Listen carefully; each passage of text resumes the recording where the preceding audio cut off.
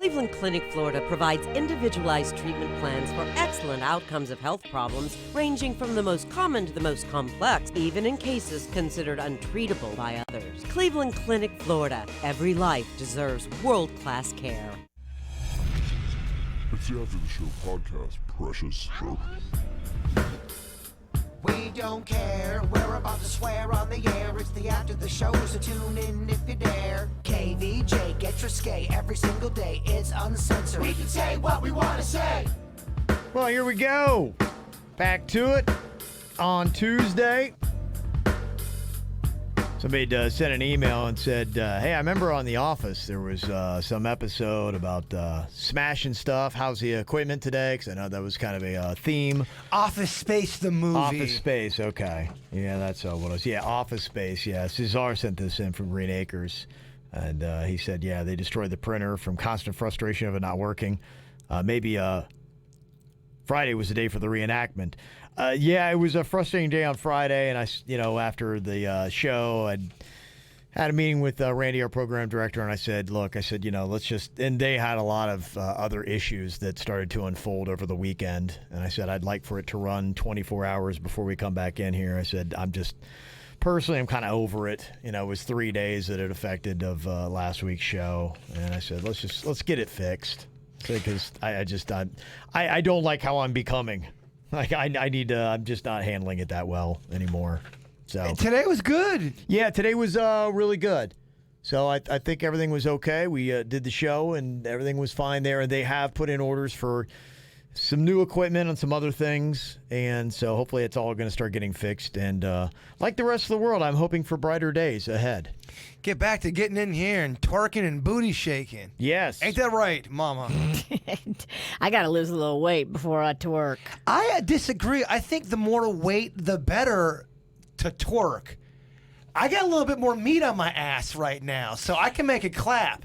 It is difficult for me because I get winded quicker. Well, that I get. Okay. And you know me, I like to twerk upside down. It's beautiful. It's my passion. And, I just got an extra few lbs to try to flip upside down. It's strenuous. Okay. When I was hanging out with Panda over the weekend, we were hanging out with my buddy Bigfoot, we all weighed ourselves in front of each other.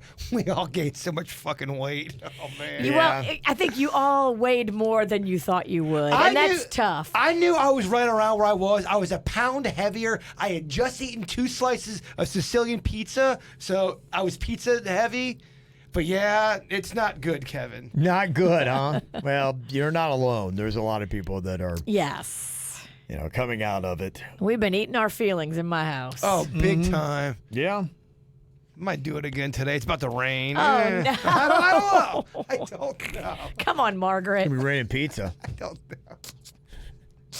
Get it together. Yeah. I know. Maybe one day. I know I'm going to get it together. It's just a matter of when. What is the day? I got to crash. I got to crash mentally and physically and spiritually. Everybody knows you can't start a diet on a Tuesday. Especially when storms are coming. Yeah, you're right. It is hurricane season. I mean, it's... Oh, it just started, Kevin. That alone, just the fact that You got 3 months of storms. Yes. You can't start diet until December 1st. Shit, I can't. Well, then there's Christmas. I Yeah, can't then wait there's till Christmas. February because you can't start after New Year's. It's too much pressure. There really is no good time of year to have a diet. Maybe January, maybe. Hashtag forever fat.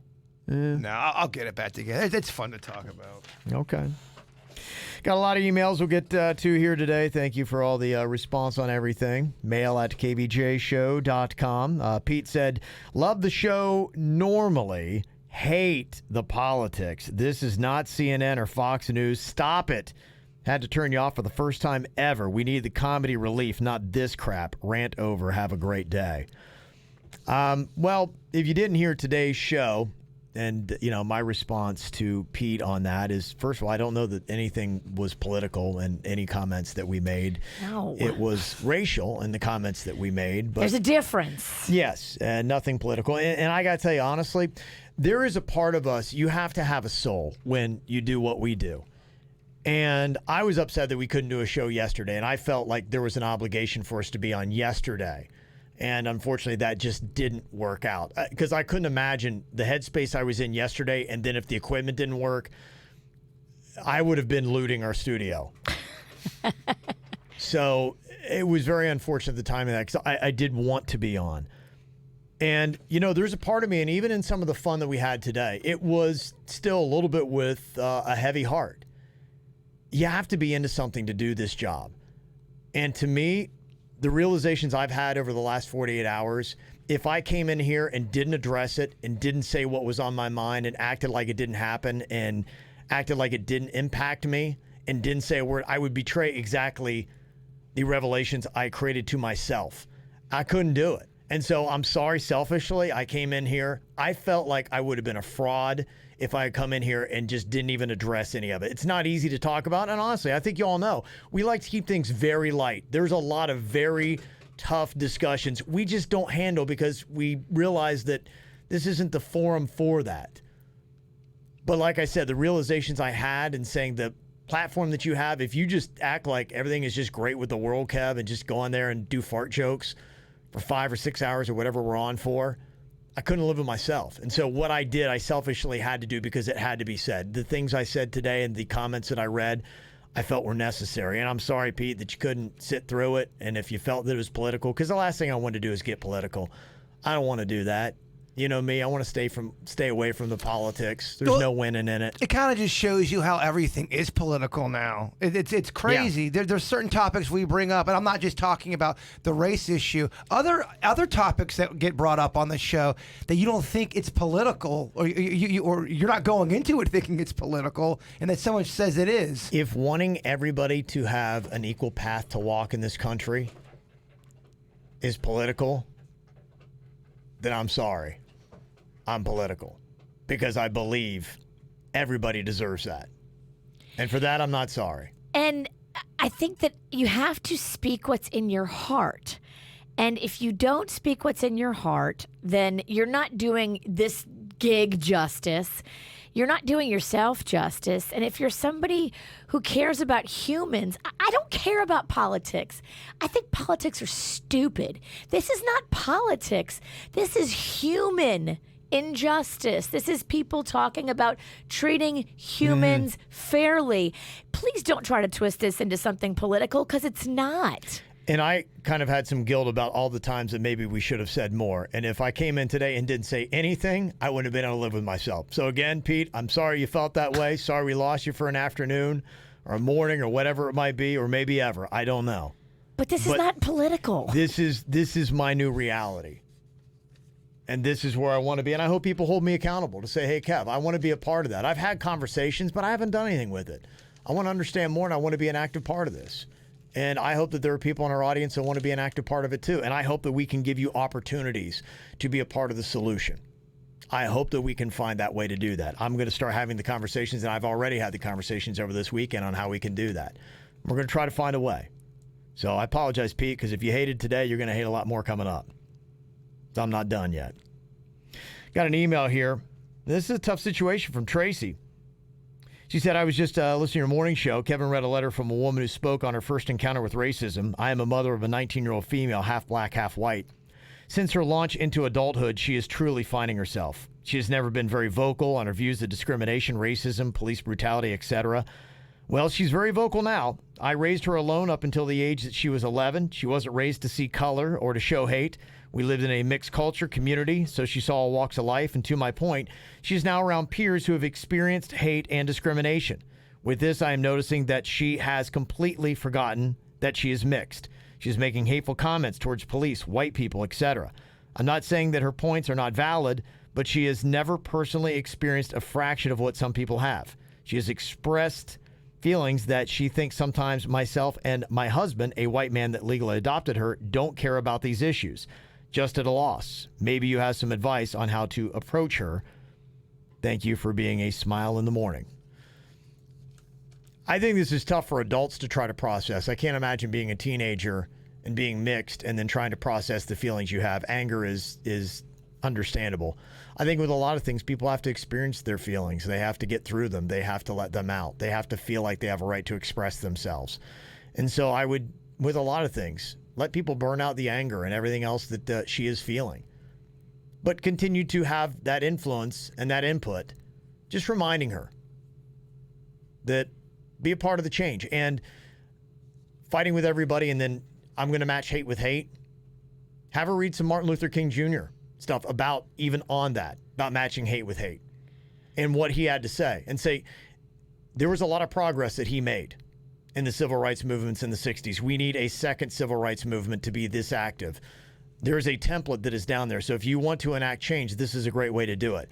If you try to match racism with racism, then we're not going to be successful. And we're going to have a lot bigger problems in this country. And now might be a good time, too, for family therapy, for all of you to go together and get an African-American therapist, somebody who can help everybody figure this whole thing out and navigate it and not splinter. Because I think that would be a better move. I think that she would hear this better from a therapist of color. I really do. Mm-hmm. I think so too. Don't give up. This is now the time to get more involved and help her more. And therapy for the whole family so that you guys don't grow apart is probably crucial. Yeah, absolutely. And you are going to see that somebody had texted in, and they were a white person that had received some really nasty comments from somebody that was black, and it was, the reversal of it. You're going to see all that kind of stuff. It's going to hurt you, and you're going to be like, okay, I don't like that comment. And it probably is going to make you angry. But, try to say, people are hurting right now. And there are people on the fringes that are not acting the right way. They're not responding the proper way, the productive way. So let me be a part of the productive path of the people who are going with love, forgiveness, empathy, and are pushing this forward to make us a better place. Let's not go to the fringes of the people who are not. And identify that. And realize it's going to take a long time to get everybody there. But if you can pull one person into that crowd, and then they can pull another person in, then we start holding hands and linking up and all going together in the positive direction. And that's what it's going to take. One person at a time, your daughter at a time. So don't give up. Let her burn out her feelings, but continue to have conversations with her. Let her know I care, and here's my feelings on it. Here's a positive way to change the way that you feel. So I do appreciate all the perspectives and the emails that we got on that. Some other emails that have come in here today. Just questions about things going on. Jeff said, does anybody else have this problem? I'm back to working full time, but they keep sending me checks. Wait, he's back? He's not back? I'm back to working full time, but they keep sending me checks. Unemployment checks? Yeah.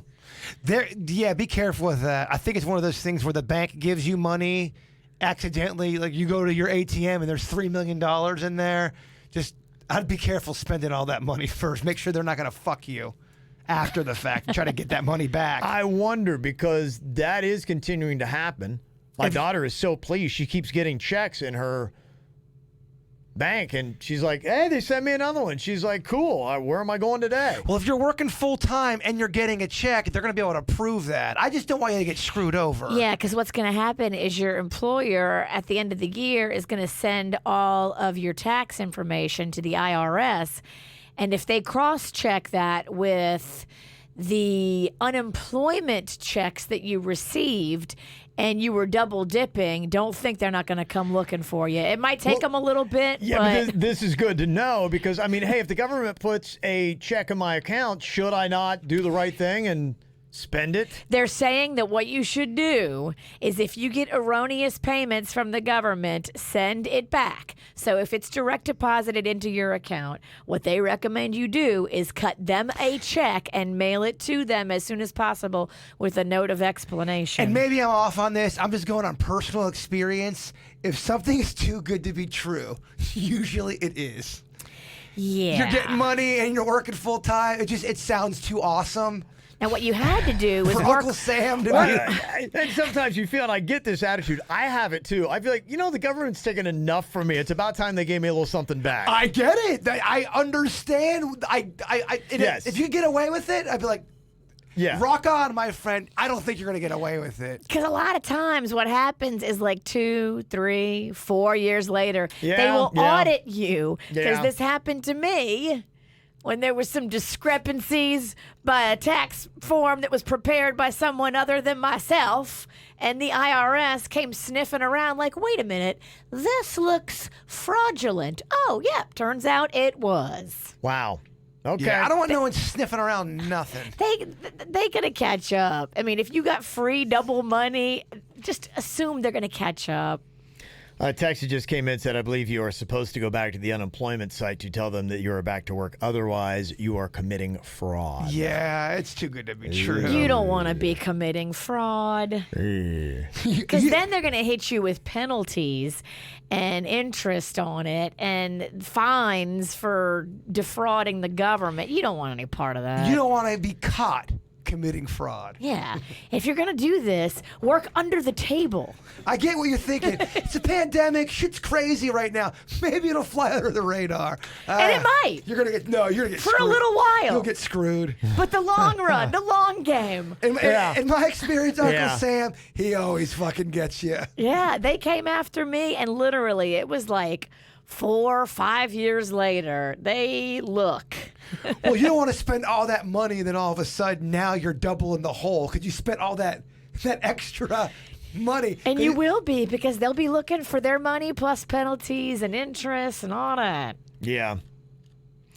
Thought this was interesting follow-up to a conversation that we had late last week about that Micah Stauffer. I don't even know how you say her name. She's the YouTuber that adopted the autistic kid and then gave him to another family after the complications were too much. She's losing all of her endorsements. She had a lot of endorsements for products and sponsors. She has like 700,000 plus YouTube followers. She had a ton on Instagram, and she had 3 main national sponsors that were backing her up. And it was Friday we had talked about it, and Pamela said, I wasn't following her before, but I started looking into this after the story came out. And she came out with a tearful YouTube video with her and her husband talking about how it was just more than they had bargained for, and they needed to get him into a home where he could properly be cared for. It was very tearful and on and on. She said, here's my problem with it. Let's forget about how horrible it is to give the kid back, how scarring it must be for him, and how much trauma this will cause him. The really horrible part of this for me is that they gave him away a month ago while they were not saying anything about this. She kept posting about their almost month-long vacation in Bali, posting her regular cleaning videos, etc., and continued to make money online. The reason they had to say what had happened is because people started asking where the little boy went. They continued their life as normal. So I don't think she was so heartbroken, more like she was relieved. They never got him therapy, never got him a nurse or anyone else to help them. Zero effort was made to help this kid. Extremely disgusting. And to think that they were talking about adopting siblings at the end of last year, I hope they lose all their followers. These sponsors are already gone. It's not looking good for them. I don't see them rebounding. Yeah, it'll be interesting to see if it's something they recover from. Well, they made their living and their notoriety from the internet. And I don't know if you guys have noticed, the internet, they're not too forgiving. True, yeah. And there's just so much competition for it anymore. Everybody is trying to start a life living it on social media. She put it on thick, too. I watched the video. Real thick. Yeah. Yeah, we played a good portion of the video on Friday, if you want to go back to the Friday show and listen to it. It was very tearful the entire time. Tomorrow will be World Record Wednesday. Oh, shit. What are you going to fail at this week? Damn. It's so truthful yet so hurtful, but I got to take it. I keep failing. Taylor said, I've been listening to your show since elementary school. I'm now a college grad from FAU. My family and I are huge fans of Jason and his ability to successfully identify various food and drinks while blindfolded. Thank you. I came across the Guinness World Record and immediately thought of you guys. Oh. The most ice cream flavors identified in 1 minute whilst blindfolded is 11. Oh. We would love to see Jason tackle this challenge and come out victorious. Best of luck, and remember, Bigfoot is real. Bird. Interesting. If you got 12. But here, keep in mind, though, that's very timed. When we've done it before, it's relaxed. I can explore. I'm nervous. No, is it timed?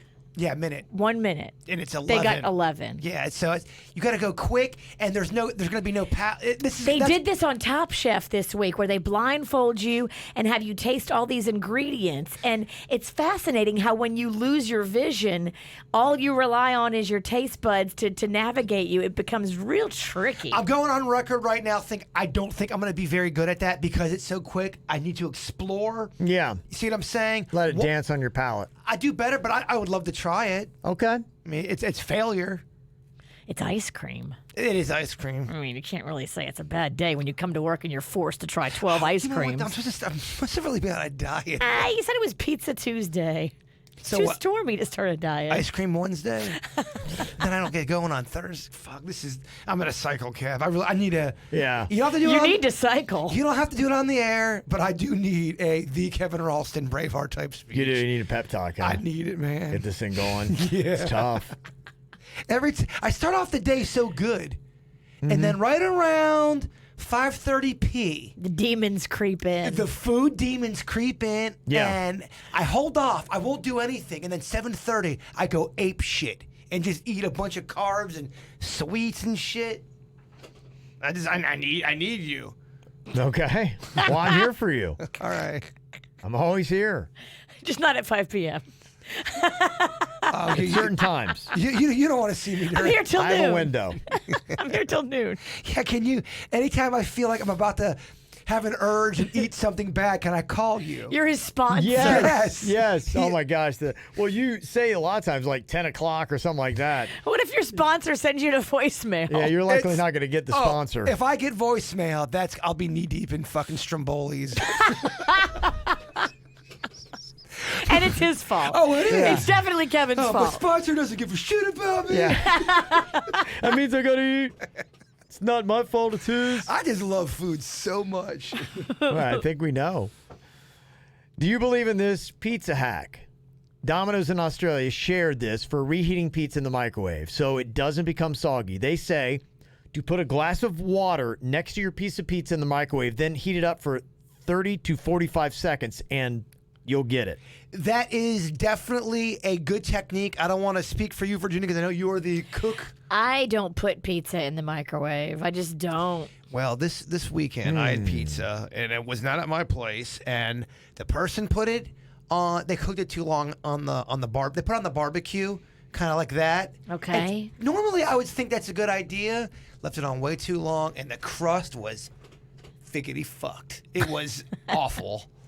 Are you sad? I was so sad, but I had to act like I liked it. Did you just want to eat the whole middle of it? Well, there was a couple other slices that hadn't been reheated. I wanted to go in there and grab it, but it would have been a to-do. Now I'm making a statement.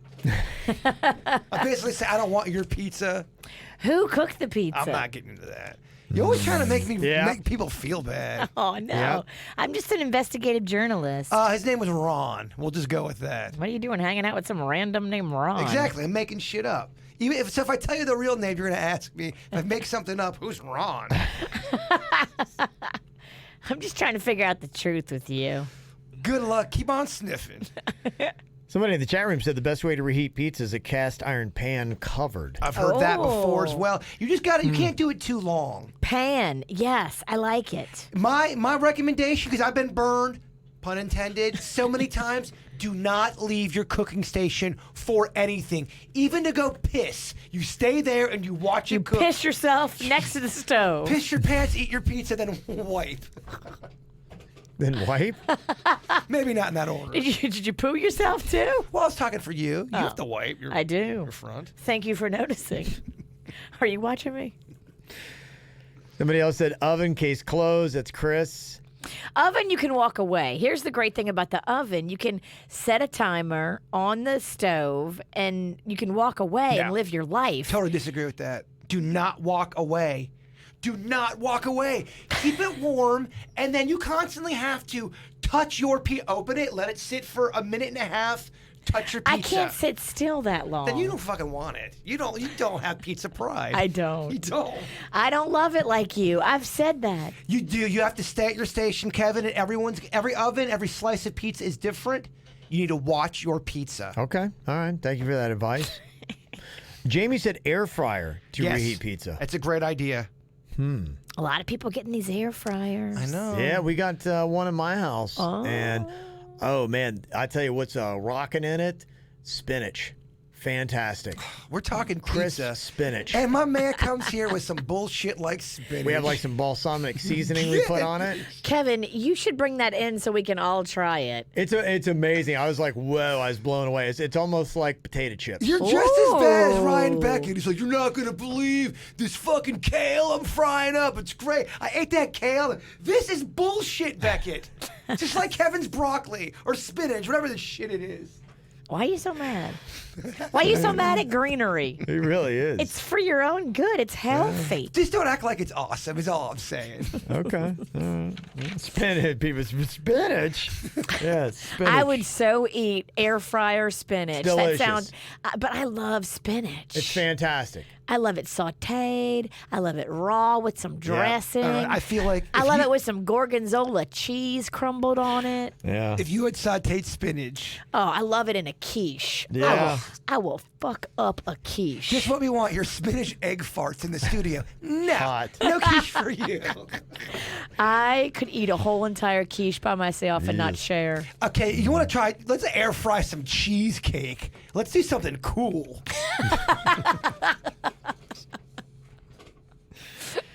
Okay, Ashley said, I found this awesome twist on a super generic tattoo. I was wondering if the bird would get something like this as a joke.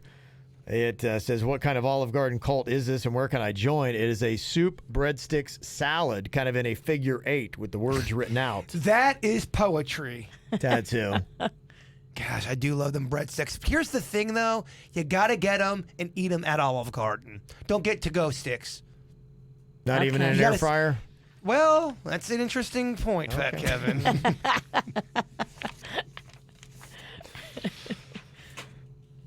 Got a movie suggestion here for Suits.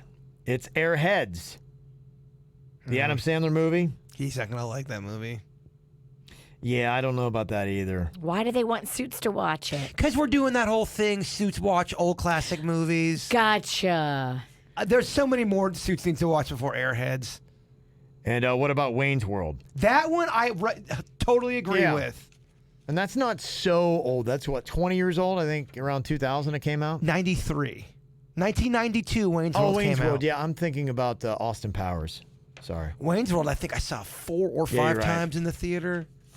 Went out on a date, Virginia. Her name was Lisa. Did not work out. How'd she look? I thought she was adorable. All right. What you think about you? I don't think she liked me too much after. I like this chick.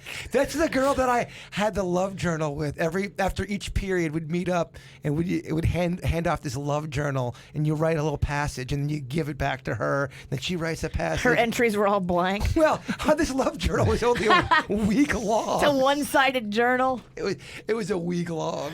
And every entry is less and less powerful as the one before. Aw. You could You tell. can see it wearing off. You could tell the love was starting to wane. Lisa was like, this sap. Yeah, this he's always listening to fucking sad Billy Joel. What the fuck is wrong? I want to listen to Whoop There It Is. Tony from the Pizzle says, I'm writing to let you guys know that you need to get Denny's more airtime on the show. He is the most interesting character, and it helps to offset the stupidity of Virginia and Jason. We agree. Yes. I will tell you, honestly, with Denny's, he does a lot of behind-the-scenes work, and maybe one day we'll replace the behind-the-scenes work with somebody else that could do it, and then he could spend more time in here if he wants. That's just it, though. People Yeah. don't realize Denny's doesn't love. He doesn't love being in front of a microphone or a camera. He does it to be cool, and he knows it means Yeah. a lot to me personally and for the show. But he don't love it. And I'm uncool because I've given him 3 segments dedicated to solely him. No one else on the show, I don't think, has 1 segment. Denny's has 3. From He Knows When You're High to his Denny's Are Animal and his Joke Jury. So I don't think I have a segment. Do you got a segment? Anybody else got a segment? No, I mean- Denny's has 3. He is that good, though. He is that good. He deserves 3. Yeah, and I'm already like, poor guy. Make him do all this extra work. I think you should fire me and take him. Done. Yeah. Just kidding. I've had Could enough. you see Jason producing? Yeah, no one's getting out that easy. Kevin hired me. People always think I was an intern. I was hired as a producer. That's when I started. That's what we had to call it back I know, then, but it was never that. No, I did a lot more stuff behind the scenes though back then. Before Heather got there, when Mariana left, there was a good month where I was in charge of things behind the scenes with audio and all that stuff. Thank God Heather came around. Got this great photo. You remember Dwight, still a friend of ours. He used to work with us in promotions, and he was actually one of the people that tried out to be the next Todd all the way back when we Yes. hired Jaybird, I think, in 2004. He's doing like real estate now. Yeah, he's he doing is fantastic. diversified. Yeah. I still see and talk to Dwight, and he sent in that photo. Talk about a flashback. If you're watching KVJ TV, that is Jaybird, and all the other guys are in Playboy Bunny costumes. That was during the tryout for the next Todd. It was so funny. Other than, I believe, Corey? Yeah, I think Cody. Cody. My God. Cody. The other guys, they were like, by day 3, they were all quietly telling me, we don't want this job. We realize this ain't us. Yeah. Like, you came in catcher's gear. Yeah. There you go. So I still talk with some of those guys. Those guys were awesome. They Phil the were. Drill. Yeah. Well, Dwight is a friend. Yeah. He is. Yes. Absolutely. Yeah, we still communicate. I with see Dwight. Phil the Drill Yeah. on social media. One time my daughter was was at a high school basketball game, and Phil the Drill was the referee. I was like, that's Phil the Drill. I went to college with Phil the Drill. So I knew him going to the contest. He's a fantastic guy. Yeah. So it was pretty cool to see all that. So thanks for that little flashback photo. Appreciate that. That's fun. Mm-hmm. Got this is a nice little welcome sign. Anna sent this in, said, I'm so excited about our new sign hanging in the dining room. I have scones to go on each side of it, but I couldn't wait to get this up there. It says, welcome. It's a nice, nice script kind of thing. And you see those welcome signs, whether it be a mat or something like that. And so it's a sign like that you hang on the wall, and it's got that beautiful script. It's just so peaceful and says home to it. It says, welcome. Let's talk about serial killers. That's my kind of. Which you just see the welcome and you'd be like, what? That is hilarious. I would definitely put that on my wall. Yeah. There you go. Some people love talking serial killers, Virginia. I Yeah, they know. do. I get it. Some people hang scones on their wall. You sort of do like talking about serial killers. 'Cause I do. I bait you in, and then you have just as many horrifying stories as I do. I actually really get into the Dateline stuff. And you got in my car the other day, and I was listening to a Dateline podcast. It's good stuff, man. It is. It's just, for me, what I look at it like is it prepares me for the world. Just to know that these people are amongst us. It's like getting an evil playbook from the bad guys and knowing, okay, this is what they're capable of. And there are people out there that would do these evil things. Just so you know, don't live in lollipops and rainbows and unicorns and all that. Like, there are some pretty evil people out there that are capable of bad stuff. So don't just think that everybody's sweet like you. The thing that I do, which it does help for some of the stuff for Weird and Whatever, because we do like talking about cold cases sometimes on our podcast. The stuff that happened here in South Florida just throughout the years, cold cases, murder cases, that you read these stories and you can't believe. Back then, some of those stories never got publicity because they just didn't do that stuff back then. And these cases are cold. Nobody talking about them anymore. Some parents go to the grave never knowing what happened to their child. That's tough. Not even that they find out that they got murdered. Just they don't know. Disappeared and not even know. I mean, that's rough. It is very rough. Got a nice email here from Tracy. She said, in October 2018, you all did something wonderful for my younger son, Jesse, when you invited us to join the show. And I'm reaching out to you again to see if you would do something as awesome for my older son, Ryan. He's a senior at Wellington High School in their fire academy, and I'm organizing a graduation drive-by an hour before on his virtual graduation that they're going to be having, and would like to invite you guys. My son is a big fan of the KVJ crew and the snack pack, and I was wondering if anybody would be able to come out. And thankfully, we had some people that were able to come out from the radio station and join in on that. And we have a video that we're going to be posting up on our social media from showing up out there, and just really cool and thankful that Tracy was thinking of us and let us be a part of your special moment. If you're watching KVJ TV, that's just a quick little snippet of what was going on there. You can see the crowd of traffic they had going out front of their house. Oh, that's lovely. Yeah, how cool it was. And we had the KVJ vehicle in that. We're a part of it. So thank you for letting us be a part of something so beautiful and awesome. And hopefully the graduation, everything went great. So yes, Love it. congratulations. thanks a lot for that. So very cool stuff. All right, y'all. I am noticing my deodorant is starting to give out. I forgot to put deodorant on today. Well, I forgot to set my alarm clock because I didn't want to wake up at 3:45 yesterday when we weren't coming in, and I forgot to switch it on last night. Oh. And I woke up, I'm like, it feels later than my normal time, and sure enough, it was by an hour. So I raced up, threw on a hat, got here, no deodorant, and yeah, I'm getting a little gamey. I don't know, man. It might be worse. It's time to go. I'm smelling myself. So we're trying to kind of get back into the groove. Hopefully by Wednesday we'll hit it. Thank y'all for being here. We'll see you then. Goodbye. Cleveland Clinic, Florida provides individualized treatment plans for excellent outcomes of health problems, ranging from the most common to the most complex, even in cases considered untreatable by others. Cleveland Clinic, Florida. Every life deserves world-class care.